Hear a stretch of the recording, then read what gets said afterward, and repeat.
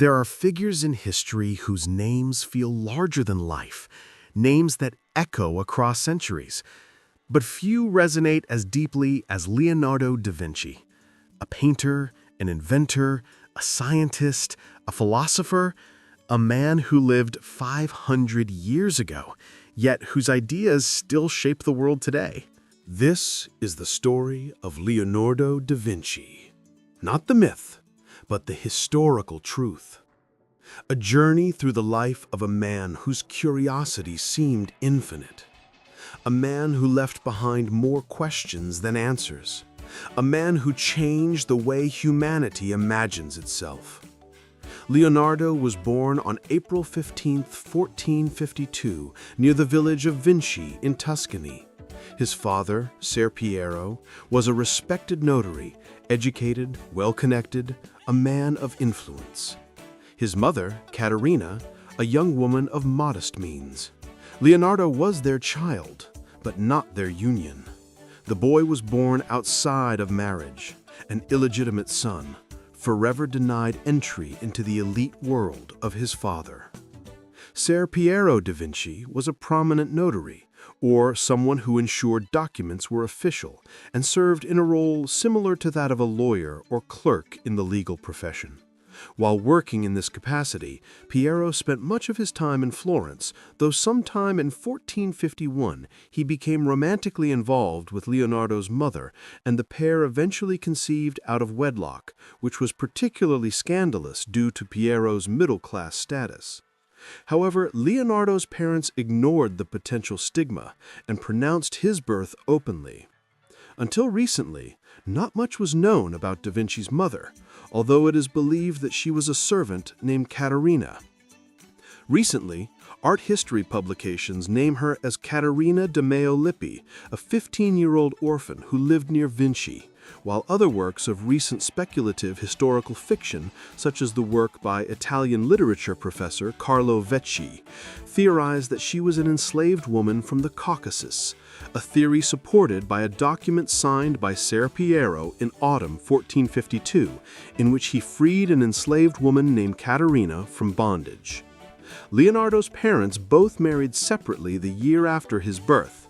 Caterina, who later appears in Leonardo's notes as only Caterina or Catalina, is usually identified as the Caterina Butti del Vaca, who married the local artisan Antonio di Piero Butti del Vaca, nicknamed La Catabriga, the quarrelsome one.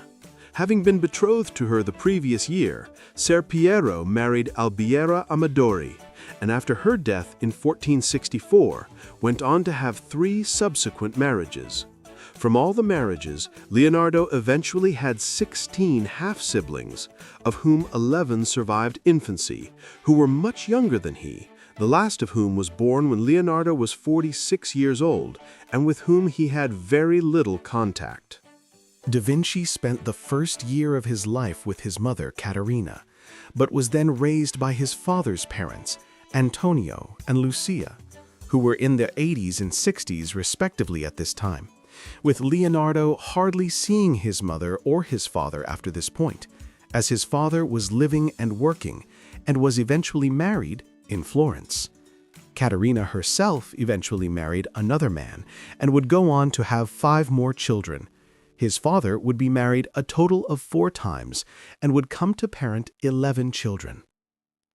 Unlike other wealthy children, because of his illegitimate status, Da Vinci was not formally educated in Latin and was forbidden from entering college. However, he was taught arithmetic, how to read and write in Italian, and how to play the lyre, while also learning farming techniques from his young uncle Francesco, an early experience that most likely contributed to his lifelong fascination with science and nature. His early education was undertaken within the household of his father, and would have involved both formal lessons and incidental learning from his local environment. Yet this very status, though limiting, liberated him from expectations. He would not become a notary. He would not inherit a profession.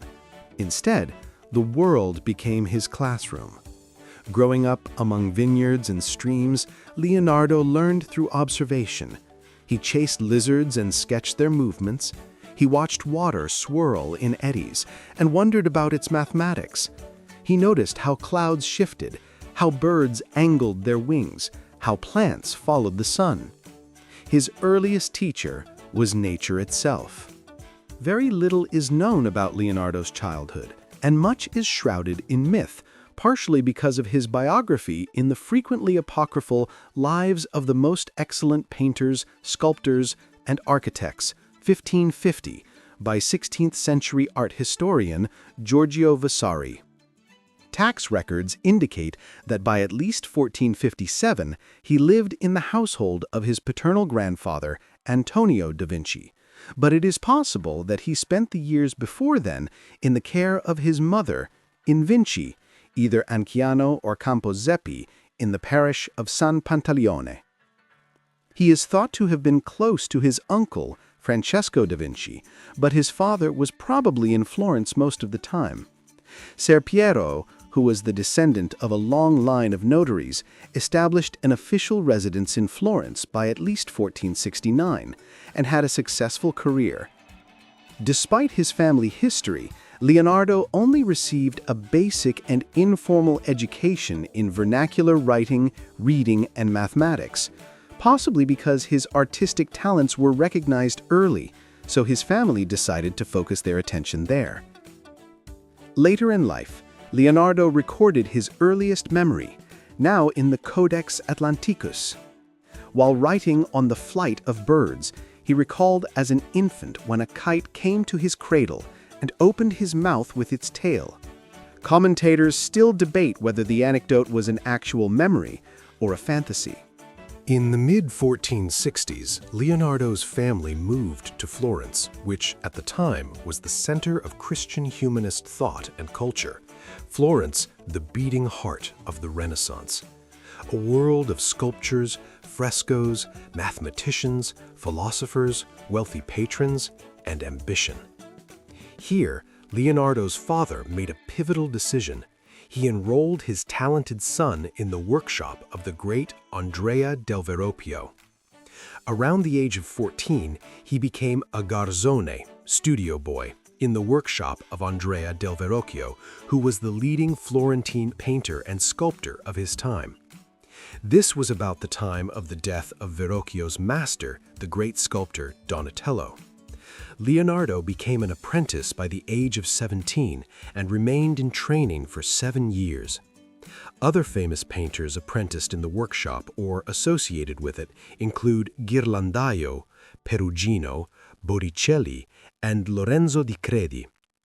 Leonardo was exposed to both theoretical training and a wide range of technical skills, including drafting, chemistry, metallurgy, metalworking, plaster casting, leatherworking, mechanics, and woodwork, as well as the artistic skills of drawing, painting, sculpting, and modeling. The Renaissance, literally meaning rebirth in French, refers to the renewed interest in classical Greek and Roman scholarship and art, as well as the rebirth of European culture after what was viewed as the academic and artistic downturn of the medieval period. The term was coined in 1855 by Jules Michelet in his work of the same name, which argued that the period saw the revival of classical writing, artwork, and related themes deployed to meet a contemporary socio-political environment. In areas of Italy, reference was often made to the Roman Empire in nationalistic terms as a way of highlighting the grand and impressive heritage of this collection of states. Importantly, it should be noted that the term Renaissance is what scholars call a Eurocentric term, meaning that although this period from the 14th to the 17th century saw a rebirth of European art and learning in contrast to the previous Dark Ages, other places and people in Asia and the great Islamic empires had already been succeeding in innovations and scholarship in the previous period when Europe was stagnant. Based on historic maps and written evidence, historians have remarked that a mixture of families lived in each neighborhood in Florence, without large visible income gaps, so a wide variety of people and families from different trades might have occupied the same neighborhood, with a family from the nobility having lived in that same neighborhood for centuries, almost a sort of holdover from feudal times should families and people need protection. Such an environment motivated many to acquire status symbols which would demonstrate their wealth and societal position. In Florence, these symbols were commonly based on the arts. Private citizens with wealth invested heavily in sculptures, paintings, and jewelry as a means of demonstrating their taste and expensive lifestyle. It was this dynamic which fueled the rise of Florence as a center of the Renaissance, and the arts in particular, and it was this that gave Leonardo the opportunity to found his life as an artisan. In Tuscany, in the 14th century, they migrated to Florence to take advantage of economic opportunities, and over the next couple of centuries, the Medici family would have members connected to the French throne as well as the papacy. Importantly for Leonardo da Vinci's story, the Medici and other powerful families were patrons of the arts. Beginning with Cosimo Medici, who was born in 1389 and not only established the political legitimacy of the Medici during a time when many were suspicious of bankers, but also began the tradition of the Medici's art patronage. Cosimo was particularly interested in architecture, as exemplified by his support for sculptor Filippo Brunelleschi's design and implementation of the famous dome on the Cathedral of St. Mary the Flower, or the Cathedral of Florence, completed around 1436. Renaissance-era Florence was a hub for artistic and scholarly achievement, spurred in part by the aristocracy's interest and participation in the arts, and a cultural milieu that was motivated by both a revived interest in Greek and Roman history as well as humanist values. Humanism at the time of Leonardo was not the modern atheistic movement of the same name, but was an intellectual and aesthetic school which highlighted the centrality of humans and the development of the human experience through art and literature in reference to classical ideas. Da Vinci, along with other artists such as Michelangelo and Raphael, are considered to be the leaders of the so-called High Renaissance, referring to the period from the late 15th century to the mid-16th century, in which Renaissance art and science reached an all-time high in output. However, at this early phase of his life, Leonardo was not yet the rounded Renaissance man he would become. Rather, in 1464, he was the illegitimate son of a lawyer and soon to be an artist's apprentice, and it was due to his illegitimate status that, upon arriving in Florence, Leonardo was unable to follow in his father's professional footsteps and become a lawyer. However, through his father's connections, he was able to become Florentine artist Andrea del Verrocchio's apprentice when he was 14 years old, although apprenticeships of the time would typically start a couple of years earlier, around the age of 12. Andrea del Verrocchio was born in 1435 in Florence. Although he was the official sculptor for the powerful Medici family, Verrocchio was originally trained as a goldsmith, eventually also mastering bronze and marble casting in 15th century Florence. Leonardo was a contemporary of Botticelli, Ghirlandaio, and Perugino, who were all slightly older than he was. He would have met them at the workshop of Verrocchio or at the Platonic Academy of the Medici. Florence was ornamented by the works of artists such as Donatello's contemporaries Masaccio, whose figurative frescoes were imbued with realism and emotion, and Ghiberti, whose Gates of Paradise, gleaming with gold leaf, displayed the art of combining complex figure compositions with detailed architectural backgrounds. Piero della Francesca had made a detailed study of perspective and was the first painter to make a scientific study of light. These studies and Leon Battista Alberti's treatise De Pictura were to have a profound effect on younger artists and, in particular, on Leonardo's own observations and artworks. Much of the painting in Verrocchio's workshop was done by his assistants. According to Vasari, Leonardo collaborated with Verrocchio on his The Baptism of Christ, circa 1772 to 1775, painting the young angel holding Jesus' robe with skill so far superior to his master's that Verrocchio purportedly put down his brush and never painted again. The new technique of oil paint was applied to areas of the mostly temporal work, including the landscape, the rocks seen through the brown mountain stream, and much of Jesus' figure, indicating Leonardo's hand. Additionally, Leonardo may have been a model for two works by Verrocchio, the bronze statue of David in the Bargello and the Archangel Raphael in Tobias and the Angel. Da Vinci's early work as an apprentice was crafted using tempera, a common painting medium during the Renaissance that was actually made using egg yolk, which acted as a binder for powdered pigments and water. And indeed, it was Leonardo's experience with tempera as an apprentice and as an artist in his own right that may have led him to experiment with and be drawn to oil painting. Using oil paints as a medium was a trend that spread to Italy during the Renaissance from the Netherlands, where it had been popularized by artists such as Jan van Eyck, though it had been used since the 7th century in Afghanistan. This form of oil paint was created using powdered pigments mixed with oils like linseed to bring the medium to a smooth paste texture, with artists able to add more painting medium at their will to further change the paint's consistency. This also allowed an artist to produce more nuanced shadows and shading within their work, giving rise to a style which emphasized distance and perspective. Da Vinci continued to work as an assistant in Verrocchio's workshop for 5 more years, until 1477. However, as a member of this organization, he would have been recognized as a qualified, independent artist. During this time as an assistant in Verrocchio's workshop, Leonardo undertook his first solo painting, the Annunciation, dated between 1472 and 1475. A painting which is now held in the Uffizi Gallery in Florence. Based on the unevenness of tones and colors, some scholars doubt that this is Leonardo's work. However, others argue that this work is without doubt Leonardo's, but a young Leonardo's, before he had begun to truly understand the science behind painting that would bring a preciseness of passion to his later works. In The Annunciation, one can view Leonardo's care and interest in nature, as well as the use of nature to establish the mood of a painting, rather than, like his contemporaries, simply using nature as a background. Vasari tells a story of Leonardo as a very young man. A local peasant made himself a round buckler shield and requested that Sir Piero have it painted for him. Leonardo, inspired by the story of Medusa, responded with a painting of a monster spitting fire that was so terrifying that his father bought a different shield to give to the peasant and sold Leonardo's to a Florentine art dealer for 100 ducats, who in turn sold it to the Duke of Milan.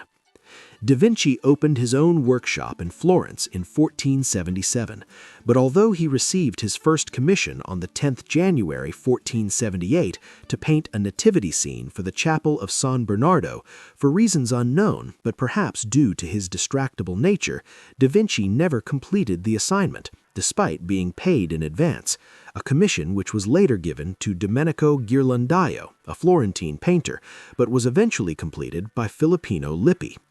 Whilst running his workshop, Leonardo struggled to find the regular patrons that were necessary to sustain his work. Yet, despite this, in his early years of independent work, he took on an apprentice of his own named Paolo da Firenze, a man concerning whom not much historical information remains, though we do know from Da Vinci's documents that he was skilled at marquetry, the art of using veneer to create small decorative designs on furniture. And through Leonardo's letters we know that he supposedly kept bad company and was eventually forced to flee the city. In 1482, Leonardo traveled to Milan to serve Ludovico Sforza, the powerful duke. To earn a position, he sent a remarkable letter, not advertising himself as a painter, but as a designer of military machines. In the 15th century, Milan had a population of around 80,000 and had just recently, in 1480, undergone a power shift when Ludovico Sforza seized control of Milan by assuming regency over his 10-year-old nephew, Gian Galeazzo. Politically clever, Ludovico forged and maintained alliances with Lorenzo de' Medici of Florence and King Ferdinand I of Naples, both through marriage alliances and through other forms of diplomatic nicety. Ludovico was eager to make Milan into a cultural powerhouse with a status sufficient to rival Florence, and was keen to patronize Leonardo da Vinci as a means of acquiring this status. As the court musician for Duke Sforza, Leonardo used a silver lyre that was shaped like a horse's head, an unusual shape that was most likely intended to attract attention. Historians have also discovered letters which were most probably unsent letters addressed to the Duke in da Vinci's journals, which boasted of the many other skills he could offer the court, including building war machines. Throughout Leonardo's journals, several war inventions were theorized and sketched, such as a giant catapult, a multi-barreled gun, and even flamethrowers and an early tank. Milan was then at war with Venice and was an established manufacturer of weaponry. On the basis of these designs, Leonardo would eventually be appointed as an engineer to the Duke. In 1489, Sforza commissioned da Vinci to create a bronze statue of a horse, which would serve as a monument to Ludovico Sforza's father, Francesco. However, due to later wartime bronze shortages, he was unable to complete this work. During these years in Milan, Leonardo also took on another apprentice who would stay with him for the next 30 years until da Vinci's death. Giovanni Giacomo di Pietro Caprotti began his apprenticeship at the age of 10 on the 22nd July 1490 and was soon known as Salai, meaning little devil or imp, due to his propensity for theft and mischief-making. Many scholars believe that Salai and Leonardo had a romantic affair during the 30 years they were together, and while, as posited by historian George Chauncey, actions now considered indicative of sexuality would have been interpreted differently at the time, open homosexuality would still have been wholly prohibited by the Church. However, for artists and supporters of the Renaissance, there may have been an interest in homosexuality, given the commonplace relations between master and apprentice in Greek and Roman antiquity. Indeed, upon Leonardo's death, Salai was included in his will, receiving a house and land in Milan. Leonardo worked in Milan from 1482 until 1499. He was commissioned to paint the Virgin of the Rocks for the Confraternity of the Immaculate Conception and the Last Supper for the monastery of Santa Maria delle Grazie. In the spring of 1485, Leonardo traveled to Hungary on behalf of Sforza and was commissioned by him to paint a Madonna. In 1490, he was called as a consultant together with Francesco di Giorgio Martini for the building site of the Cathedral of Pavia and was struck by the equestrian statue of Regia Sole, of which he left a sketch. Leonardo was employed on many other projects for Sforza, such as preparation of floats and pageants for special occasions, a drawing of and wooden model for a competition to design the cupola for Milan Cathedral, and a model for a huge equestrian monument to Ludovico's predecessor, Francesco Sforza. This would have surpassed in size the only two large equestrian statues of the Renaissance, Donatello's Gattamelata in Padua and Verrocchio's Bartolomeo Colleoni in Venice, and became known as the Grand Cavallo. Leonardo completed a model for the horse and made detailed plans for its casting, but in November 1494, Ludovico gave the medal to his brother-in-law to be used for a cannon to defend the city from Charles VIII of France. Contemporary correspondence records that Leonardo and his assistants were commissioned by the Duke of Milan to paint the Sala delle Asse in the Sforza Castle around 1498. The project became a trompe-l'œil decoration that made the Great Hall appear to be a pergola created by the interwoven limbs of 16 mulberry trees, whose canopy included an intricate labyrinth of leaves and knots on the ceiling. Here he expanded again: musician, set designer, choreographer, engineer, painter, scientist. Leonardo's curiosity had no boundaries. But one work from this period would shape art forever. Leonardo's most famous painting of the 1490s is The Last Supper, commissioned for the refectory of the convent of Santa Maria delle Grazie in Milan. It represents the last meal shared by Jesus with his disciples before his capture and death, and shows the moment when Jesus has just said, "One of you will betray me," and the consternation that this statement caused. During this time, in 1495, Ludovico Sforza commissioned da Vinci's famous fresco, The Last Supper. Frescoes, a popular medium in the Renaissance, were murals painted with dry pigment directly onto wet lime plaster. Commissioned to be painted on the dining room wall at the monastery of Santa Maria delle Grazie in Milan, The Last Supper took 2 or 3 years of painting to complete with the help of many assistants. However, compared to other pieces from the 15th century, this was not a long time for completion. Leonardo experimented with a mixture of oil paint and tempera for this fresco, though the mixture made the artwork more susceptible to the damp conditions at the monastery and contributed to the painting's quick degradation. By the mid-15th century, the artwork was a disaster, and today The Last Supper has been restored many times, with only about 20% of what remains having been actually painted by Leonardo himself. The work is notable for several other reasons, including the fact that Leonardo chose to render Judas, the traitor, alongside the other disciples. Jesus holds the center of the frame, and the light on the faces of the others present comes from him, as indicated by da Vinci's use of shadow.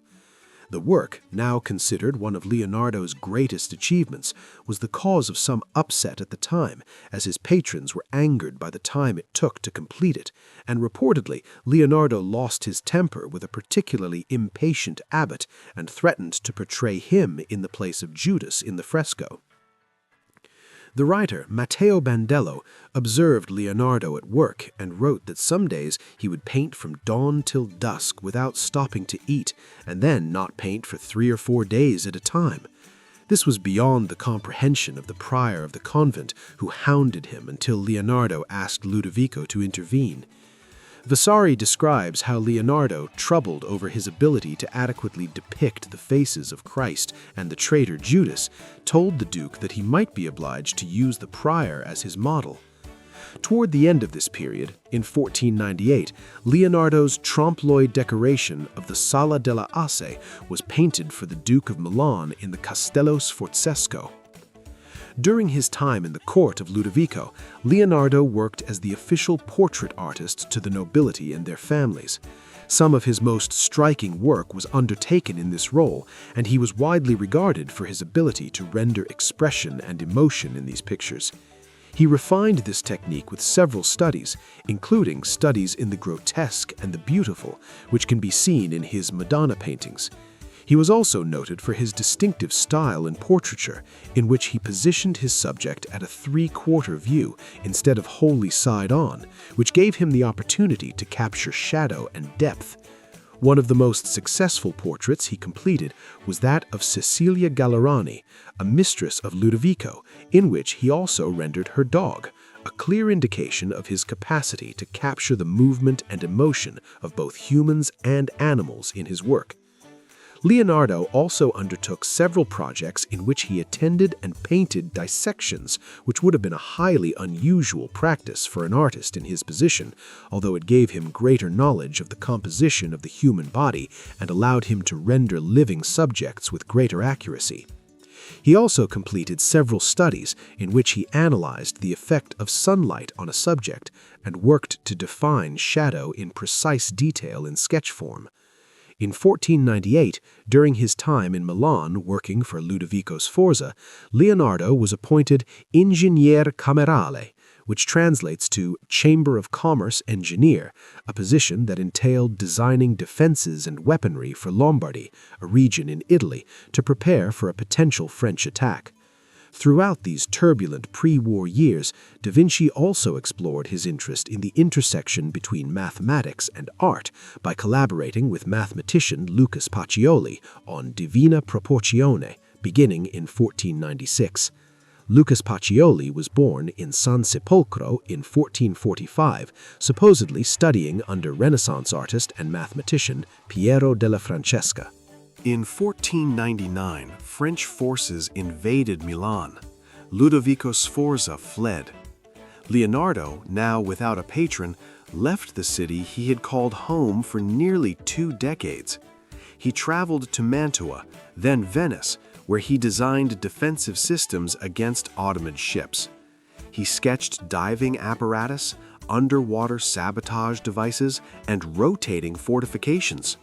When Ludovico Sforza was overthrown by France in 1500, Leonardo fled Milan for Venice, accompanied by his assistant Salai and friend, the mathematician Luca Pacioli. In Venice, Leonardo was employed as a military architect and engineer, devising methods to defend the city from naval attack.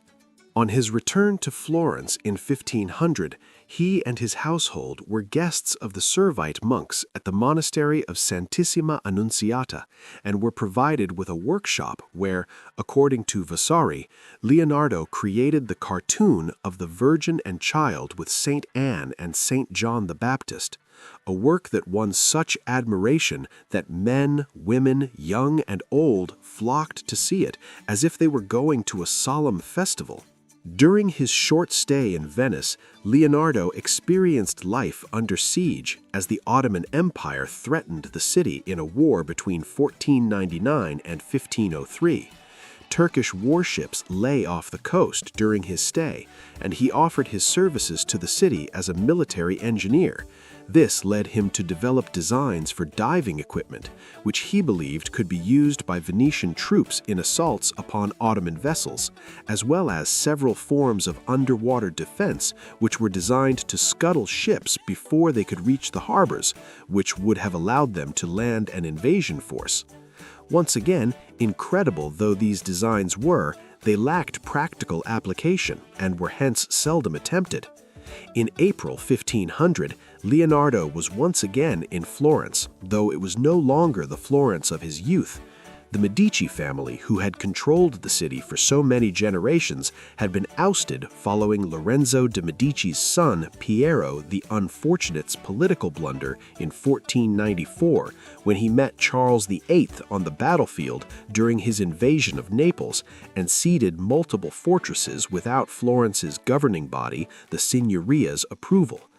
Although he had faced difficulty securing a patron while setting up his own studio and career in Florence 20 years previously, now, due to the changing political culture in the city, Leonardo was seen as a great master of the heroic style that was in vogue. This respect resulted in him obtaining many commissions and jobs. Indeed, when the artist Filippino heard that Da Vinci might be interested in an altarpiece project that he himself had been commissioned for, the artist withdrew, allowing Da Vinci to take on the project if he so chose. Leonardo lived in the monastery of Santissima Annunziata, where he was commissioned to paint the Virgin and Child with Saint Anne, another work which he failed to finish. In Cesena in 1502, Leonardo entered the service of Cesare Borgia, the son of Pope Alexander VI, acting as a military architect and engineer and traveling throughout Italy with his patron. Leonardo created a map of Cesare Borgia's stronghold, a town plan of Imola, in order to win his patronage. Upon seeing it, Cesare hired Leonardo as his chief military engineer and architect. Later in the year, Leonardo produced another map for his patron, one of Chiana Valley, Tuscany, so as to give his patron a better overlay of the land and greater strategic position. He created this map in conjunction with his other project of constructing a dam from the sea to Florence in order to allow a supply of water to sustain the canal during all seasons. Leonardo had left Borgia's service and returned to Florence by early 1503, where he rejoined the Guild of St. Luke on 18 October of that year. By this same month, Leonardo had begun working on a portrait of Lisa del Giocondo, the model for the Mona Lisa, which he would continue working on until his later years. In January 1504, he was part of a committee formed to recommend where Michelangelo's statue of David should be placed. He then spent 2 years in Florence designing and painting a mural of the Battle of Anghiari for the Signoria, with Michelangelo designing its companion piece, the Battle of Cascina. In 1506, Leonardo was summoned to Milan by Charles II d'Amboise, the acting French governor of the city. There, Leonardo took on another pupil, Count Francesco Melzi, the son of a Lombard aristocrat who is considered to have been his favorite student. The Council of Florence wished Leonardo to return promptly to finish the Battle of Anghiari, but he was given leave at the behest of Louis XII, who considered commissioning the artist to make some portraits. Leonardo may have commenced a project for an equestrian figure of d'Amboise. A wax model attributed to him survives and would be the only extant example of Leonardo's sculpture, but the attribution is not widely accepted. Leonardo was otherwise free to pursue his scientific interests. Many of Leonardo's most prominent pupils either knew him or worked with him in Milan, including Bernardino Luini, Giovanni Antonio Boltraffio, and Marco Doggiano. In 1507, Leonardo was in Florence sorting out a dispute with his brothers over the estate of his father, who had died in 1504. Another leading figure in the Renaissance, Michelangelo di Lodovico Buonarroti, was born in Caprese, Tuscany in 1475, making him 29 years old to Leonardo's 51 when they were commissioned by Florentine officials to produce some of Michelangelo's most famous works, such as the ceiling of the Sistine Chapel in Rome, which took 4 years to complete, finishing in 1508. While another famous work, his statue of David at the Piazza dei Signori, was completed in 1494. Like Da Vinci, Michelangelo lived and worked in and around Florence during his lifetime. Although both Michelangelo and Da Vinci had been commissioned by the city to complete these frescoes, both remained only partially finished. In Leonardo's case, his own experimentation got the better of him when he tried a new method of painting frescoes by mixing oil paint and tempera. While in Michelangelo's case, he was called away to work in Rome. Eventually, both of these unfinished works were covered up by artist Giorgio Vasari in the 1560s. Michelangelo and Leonardo had something of a rivalry with one another, and some have contrasted their characters, indicating that Michelangelo was boastful, rude, and untidy, whereas Leonardo was quiet, thoughtful, and elegant. The two had an acrimonious relationship, and Michelangelo often criticized the fact that Leonardo had so many unfinished works. In 1503, amid rivalry and unfinished projects, Leonardo da Vinci began painting one of his most famous works, the Mona Lisa. The Mona Lisa, or Mona, short for Madonna, is believed to be a portrait of Lisa Gherardini, the wife of silk merchant Francesco del Giocondo, although this assertion has always been contested. Da Vinci worked on this piece for 4 years, adding oil paint in many layers and adding to it throughout his life. Leonardo was evidently fond of the painting and kept it for the remainder of his life. This remains a mystery in itself, as if the portrait had been commissioned, then it would generally have been handed straight to the sitter after completion. The work remains arguably the most famous painting in the world. Indeed, the Mona Lisa was stolen on 21st August 1911 by Italian painter Vincenzo Peruggia, though the painting was found 2 years later when he tried to sell it, and Peruggia was imprisoned for 18 months. The painting is currently in the Louvre in Paris. Among the works created by Leonardo in the 16th century is the small portrait known as the Mona Lisa, or La Gioconda, the Laughing One. In the present era, it is arguably the most famous painting in the world. Its fame rests, in particular, on the elusive smile on the woman's face, its mysterious quality perhaps due to the subtly shadowed corners of the mouth and eyes, such that the exact nature of the smile cannot be determined. The shadowy quality for which the work is renowned came to be called sfumato, or Leonardo's smoke. Vasari wrote that the smile was so pleasing that it seems more divine than human, and it was considered a wondrous thing that it was as lively as the smile of the living original. Other characteristics of the painting are the unadorned dress, in which the eyes and hands have no competition from other details, the dramatic landscape background in which the world seems to be in a state of flux, the subdued coloring, and the extremely smooth nature of the painterly technique, employing oils laid on much like tempera and blended on the surface so that the brush strokes are indistinguishable. Vasari expressed that the painting's quality would make even the most confident master despair and lose heart. the perfect state of preservation and the fact that there is no sign of repair or overpainting is rare in a panel painting of this date. By the early 1500s, Leonardo immersed himself in the sciences. He dissected corpses in hospitals, mapping muscles, bones, and organs with astonishing precision. He drew the first accurate fetus in the womb. He explored hydraulics, fossils in mountains, erosion of rivers, and the movement of air. Leonardo's approach to science was observational. He tried to understand a phenomenon by describing and depicting it in utmost detail, and did not emphasize experiments or theoretical explanation.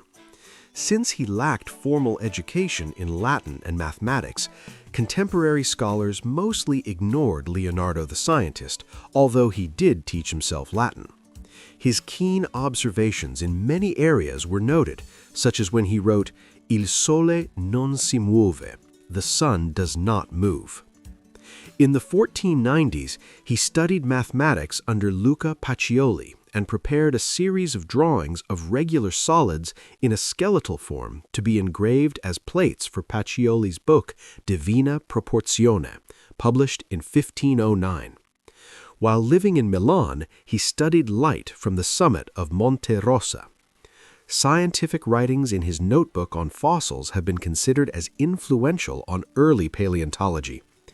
The content of his journals suggest that he was planning a series of treatises on a variety of subjects. A coherent treatise on anatomy is said to have been observed during a visit by Cardinal Louis d'Aragon's secretary in 1517. Aspects of his work on the studies of anatomy, light, and the landscape were assembled for publication by Melzi and eventually published as A Treatise on Painting in France and Italy in 1651 and Germany in 1724, with engravings based upon drawings by the classical painter Nicolas Poussin. According to Arassi, the treatise, which in France went into 62 editions in 50 years, caused Leonardo to be seen as the precursor of French academic thought on art.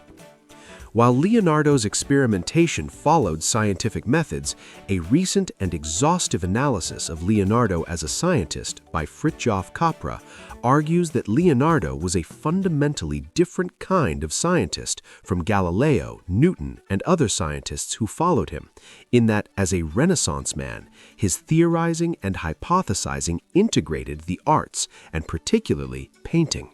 Leonardo started his study of the anatomy of the human body under the apprenticeship of Verrocchio, who demanded that his students develop a deep knowledge of the subject. As an artist, he quickly became master of topographic anatomy, drawing many studies of muscles, tendons, and other visible anatomical features. As a successful artist, Leonardo was given permission to dissect human corpses at the Hospital of Santa Maria Nuova in Florence, and later at hospitals in Milan and Rome. From 1510 to 1511, he collaborated in his studies with the Dr. Marcantonio Donatore, professor of anatomy at the University of Pavia. Leonardo made over 240 detailed drawings and wrote about 13,000 words toward a treatise on anatomy. Only a small amount of the material on anatomy was published in Leonardo's treatise on painting. During the time that Melzi was ordering the material into chapters for publication, they were examined by anatomists and artists, including Vasari, Cellini, and Albrecht Dürer, who made drawings from them. Leonardo's anatomical drawings include many studies of the human skeleton, its parts, and the muscles and sinews. He studied the mechanical functions of the skeleton and the muscular forces that are applied to it in a manner that prefigured the modern science of biomechanics. He drew the heart and vascular system, the sex organs, and other internal organs, making one of the first scientific drawings of a fetus in utero. The drawings and notation are far ahead of their time, and if published, would undoubtedly have made a major contribution to medical science. Leonardo also closely observed and recorded the effects of age and of human emotion on the physiology, studying in particular the effects of age. He drew many figures who had significant facial deformities or signs of illness. Leonardo also studied and drew the anatomy of many animals, dissecting cows, birds, monkeys, bears, and frogs, and comparing in his drawings their anatomical structure with that of humans. He also made studies of horses. Leonardo's dissections and documentation of muscles, nerves, and vessels helped to describe the physiology and mechanics of movement. He attempted to identify the source of emotions and their expression. He found it difficult to incorporate the prevailing system and theories of bodily humors, but eventually he abandoned these physiological explanations of bodily functions. He made the observations that humors were not located in cerebral spaces or ventricles. He documented that the humors were not contained in the heart or the liver, and that it was the heart that defined the circulatory system. He was the first to define atherosclerosis and liver cirrhosis. He created models of the cerebral ventricles with the use of melted wax and constructed a glass aorta to observe the circulation of blood through the aortic valve by using water and grass seed to watch flow patterns. During his lifetime, Leonardo was also valued as an engineer. With the same rational and analytical approach that moved him to represent the human body and to investigate anatomy, Leonardo studied and designed many machines and devices. He drew their anatomy with unparalleled mastery, producing the first form of the modern technical drawing, including a perfected exploded view technique to represent internal components. Those studies and projects collected in his codices fill more than 5,000 pages. In a letter of 1482 to the Lord of Milan, Ludovico il Moro, he wrote that he could create all sorts of machines, both for the protection of a city and for siege. When he fled from Milan to Venice in 1499, he found employment as an engineer and devised a system of movable barricades to protect the city from attack. In 1502, he created a scheme for diverting the flow of the Arno River, a project on which Niccolò Machiavelli also worked. He continued to contemplate the canalization of Lombardy's plains while in Louis XII's company, and of the Loire and its tributaries in the company of Francis I. Leonardo's journals include a vast number of inventions, both practical and impractical. They include musical instruments, a mechanical knight, hydraulic pumps, reversible crank mechanisms, finned mortar shells, and a steam cannon. Leonardo was fascinated by the phenomenon of flight for much of his life, producing many studies, including Codex on the Flight of Birds, c. 1505, as well as plans for several flying machines, such as a flapping ornithopter and a machine with a helical rotor. In a 2003 documentary by British television station Channel 4 titled Leonardo's Dream Machines, various designs by Leonardo, such as a parachute and a giant crossbow, were interpreted and constructed. Some of those designs proved successful, whilst others fared less well when tested. Similarly, a team of engineers built 10 machines designed by Leonardo in the 2009 American television series Doing Da Vinci, including a fighting vehicle and a self-propelled cart. Research performed by Mark Vandenbroek revealed older prototypes for more than 100 inventions that are ascribed to Leonardo. Similarities between Leonardo's illustrations and drawings from the Middle Ages and from ancient Greece and Rome, the Chinese and Persian empires, and Egypt suggest that a large portion of Leonardo's inventions had been conceived before his lifetime. Leonardo's innovation was to combine different functions from existing drafts and set them into scenes that illustrated their utility. By reconstituting technical inventions, he created something new. In his notebooks, Leonardo first stated the laws of sliding friction in 1493. His inspiration for investigating friction came about in part from his study of perpetual motion, which he correctly concluded was not possible.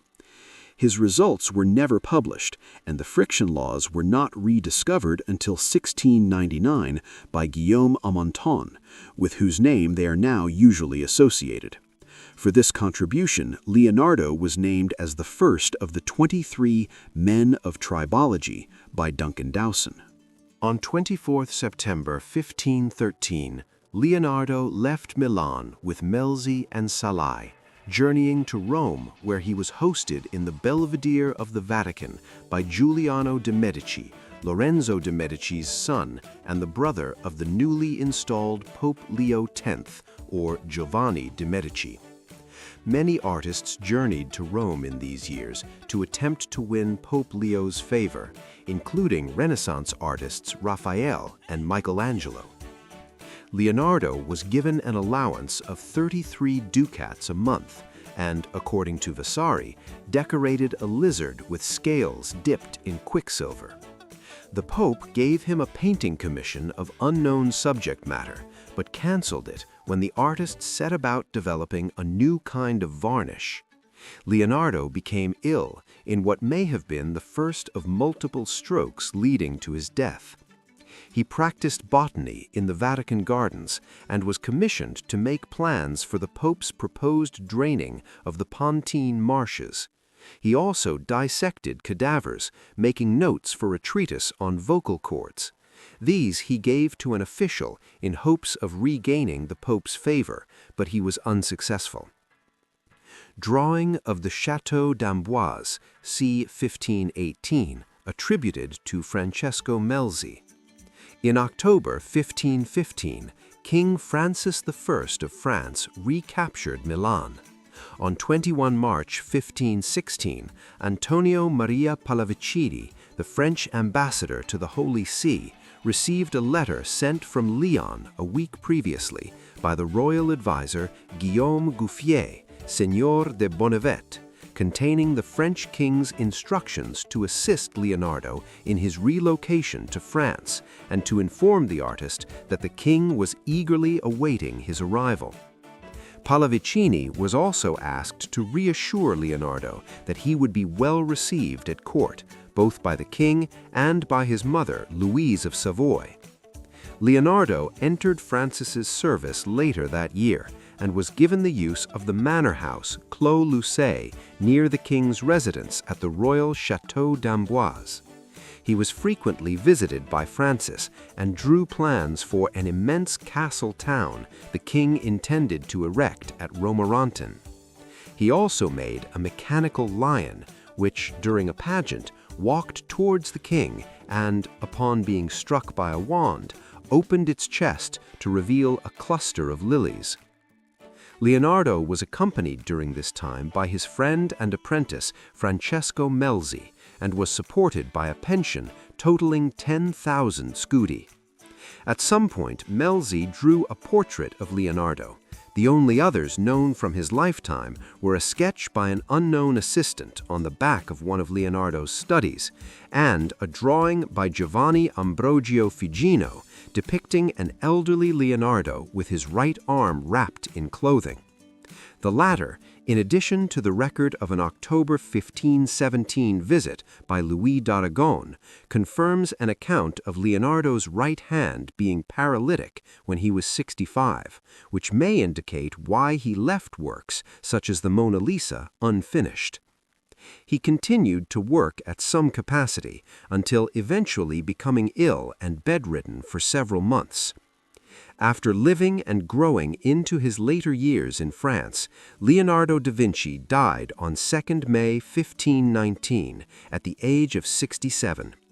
He was buried at the Church of Saint Florentin in Amboise in France. Unfortunately, this church was demolished in 1802, leading to the disappearance of the final resting place of the great Renaissance mind and artist, Leonardo da Vinci. Water from a young age after witnessing the flooding of the Arno River, which may have led him to a greater interest in the destructive power of nature and man's potential ability to harness such power. Leonardo was also fascinated with the possibility of human flight and designed what many consider the first parachute, which Da Vinci sketched in 1485. This parachute, shaped like a pyramid, was tested on the 26th of June in 2000 by English skydiver Adrian Nicholas, and it was a success.